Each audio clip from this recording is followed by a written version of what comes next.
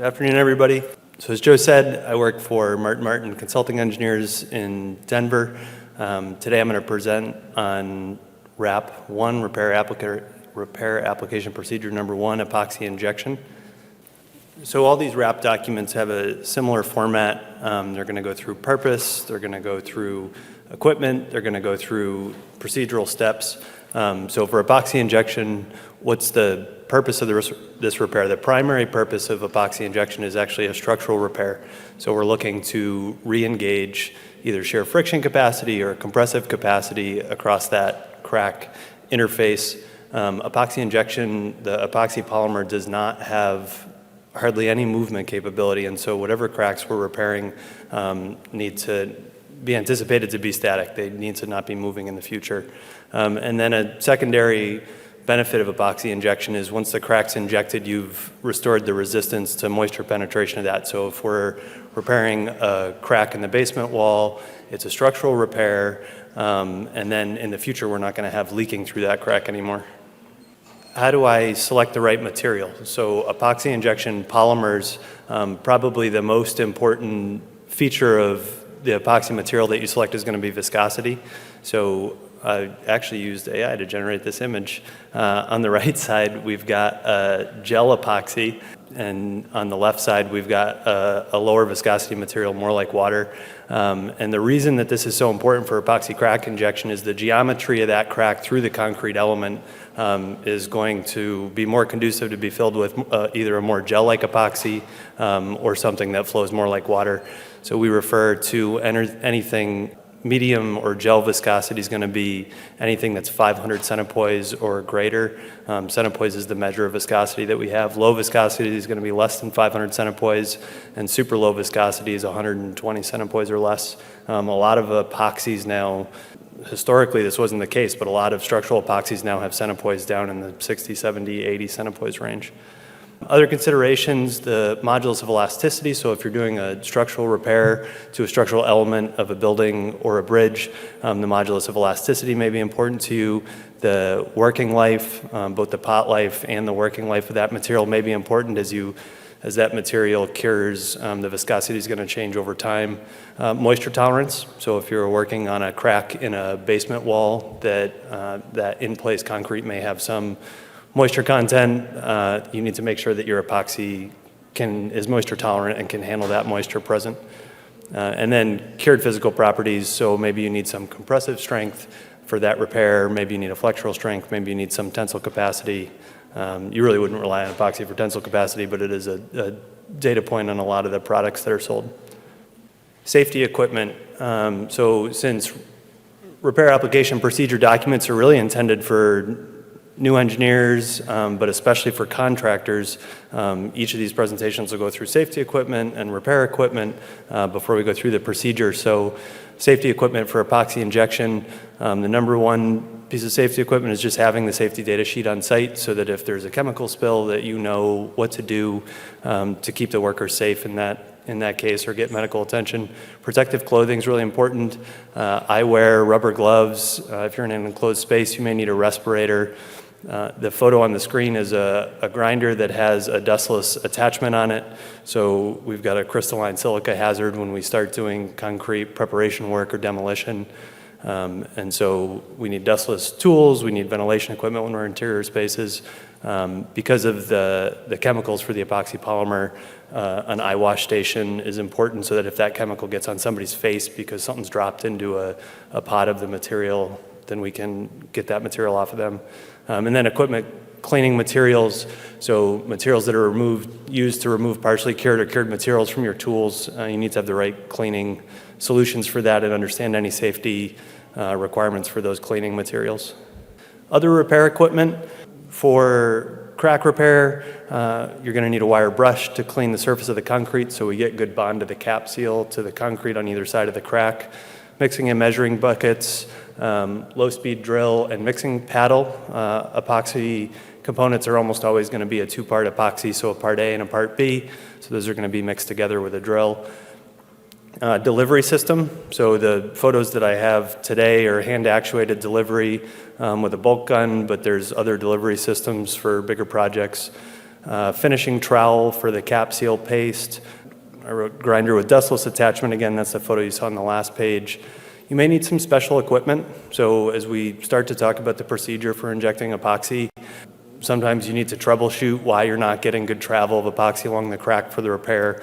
And so in that case, we may need to clean out the crack differently. We may need pressure washer. We may need an air compressor. We may need a V-groove cutoff wheel so that we can open up the face of that crack to get better travel of that epoxy. Hammer drill, the photo I've got on the screen, we're drilling holes for ports so that we can inject this epoxy into the crack and get good travel from the bottom of the crack to the top of the crack with the epoxy resin to repair it. There's power delivery systems, spring and balloon actuated systems to get more consistent pressure as you inject the material. And then in some cases a manifold piping system. So what I'm going to talk about today is just injecting one port at a time, but sometimes you need to inject 3 ports at a time or more than that, and so you can get a piping system for that. So the next several slides are just the procedure, step by step. The first step is to blow out the crack to remove dust and debris, so you're going to use your compressed air for that. And then we want to clean the crack with a wire brush. This is so that we get a good bond of the cap seal material on either side of the crack. This is a material that contains the resin within the crack as we repair it. Like I said on the last slide, you may need more invasive methods. So, in all cases, you're going to want to do a pre-construction meeting with your contractor before you start a repair. In some cases, you're going to want to do a mock-up, but you may need to do more than just clean the crack with the wire brush. You may need to come in and power wash the crack. You may need to V-groove the crack. You may decide that you're going to use socket ports to get that resin injected in the location of the crack that you need. So after the crack has been cleaned with our wire brush, then we're going to install the ports. So I've got 2 types of ports, surface ports and socket ports. The low photo in the middle here shows surface ports on the left with a flange, and the port on the right, we've cut off that flange, and that's used as a socket port. So the way that you install surface ports is you're going to hold it over the location in the crack where you want it installed on a vertical surface like this, and then spread the cap seal around that port. I'll show you on the next slide what that looks like. Socket ports, you're going to use a hammer drill holes along the length of that crack and install the port into that hole in the crack. So then the cap seal, I've said this word a few times. The cap seal is a trowel grade or a gun grade paste that gets mixed up. This paste is also usually a 2-part epoxy, but it's trowel grade instead of, so it's got effectively a very high viscosity. And this material is purely to seal the vertical surface of that crack so that while I inject my structural repair resin into the length of the crack, that material doesn't bleed out onto the surface. And so the top photo here shows the cap seal paste in a bulk gun. It's being installed along the length of the crack. As we get to the port locations, we work that cap seal paste material around the ports.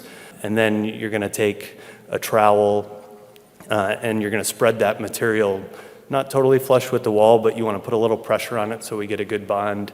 You're going to trowel around those ports so we get a really good lock into that port, because we're going to be injecting epoxy resin at several hundred PSI into this crack. And so we don't want leaking around those ports. And then the last really important step for cap seal is just to make sure that we give it proper time to cure. If you finish troweling this material on, you're going to need probably several hours, maybe even 24 hours to let that material cure before you can come in and inject the resin. Next step, so maybe it's the next day, we've let the cap seal cure. We're going to mix the resin. So these are 2-component materials. That means you're going to measure out a part A, you're going to measure out a part B, and you're going to combine them in a mixing bucket. You're going to take the paddle that your manufacturer requires and a low-speed drill, and you're going to mix those materials. Typically, you're going to mix them for a set period of time. And with 2-component materials, you just want to be really careful that you're batching the right amount of material, because once you've mixed this material, it's going to begin to cure immediately. And so you've got a pot life. And so you just need to make sure that you don't mix more than you can install you just need to balance your labor as you're batching material and as you have people injecting the material into the crack. We need to watch preconditioning. So if any of these materials, they should be stored the night before in a conditioned space. If you're injecting it in a a concrete element, there's going to be requirements for what that substrate temperature can be when you inject it. And so before you start the mixing process, you really need to make sure that the ambient and substrate conditions are compatible with the material that you're installing. And then, of course, don't use expired materials. This comes up on lots of our jobs. You just need to make sure that your contractor is being diligent and not using expired material. And then this is the step that's really the heart of the repair. So we're injecting the resin now. The photo I've got on the screen is a vertical crack. For vertical cracks, we start at the bottom port and we work our way up, port by port.